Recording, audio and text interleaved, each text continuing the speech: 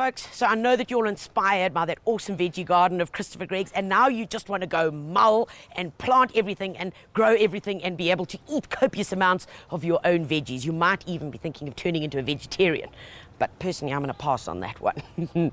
So, where am I today? I'm at Broadacres at Garden Shop, and I am having so much fun. I found some beautiful herbs and accompanying plants that you can put in your herb and veggie garden to make sure that it's complete, so you're getting a bit of everything. Remember, growing your veg is great, but have some plants in there that are going to have legs that are going to go on forever. So what have I got in store for you? First of all, if you're worried about hohos and nunus and you might be getting a bit of a cold, well then and Nasturtium is the way to go. You can either buy them as plants like this, or you can buy them as seed. And the seed is so easy because it's nice and big. You just throw it on the ground, cover it a bit, make sure it stays well watered, and away you go.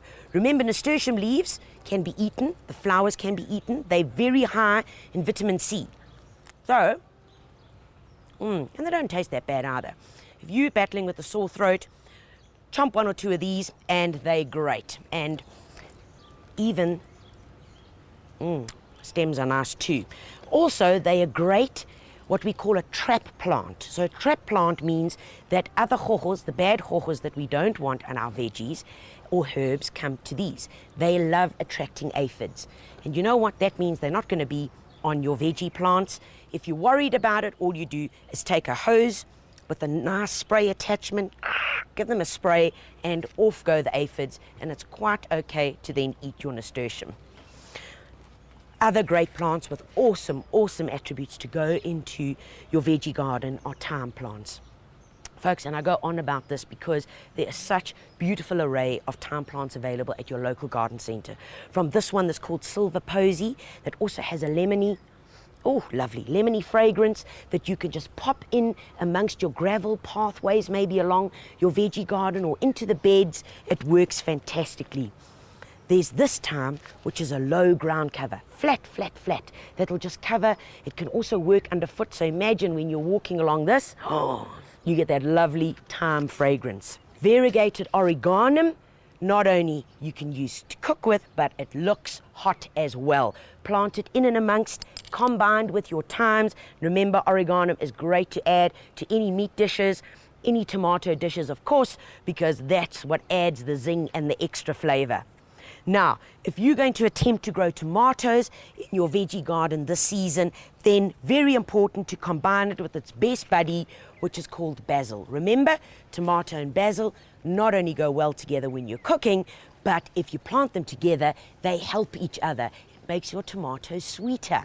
Remember, with sweet basil, don't let it flower. As soon as it starts getting a flower, you've got to pinch it off, because you don't want it for its flower, you only want it for its gorgeous leaves. So when it starts doing that, if you let it flower, I'm afraid soon after that, it's going to die. So never let it flower. That's the golden rule. Your tomato plants, give them lots of air and space around them. So that if they've got air and space, you are not going to encourage nunus to get to them, because it's that airflow that contributes towards a healthy plant. Don't water them in the late evenings, because that encourages the onset of fungal diseases. They're greedy feeders, so make sure you feed them well with a good organic compost. Now, it's summer, which means that the mosquitoes are out. So a great herb that you can add into your veggie and herb garden is this guy. It's called Citronella. And yep, you're right, it looks like a geranium, and it is a type of a geranium. Smell it? Wow, that's Citronella. So grab a few of these leaves, crush them, because remember, when you crush them, you release all those good oils.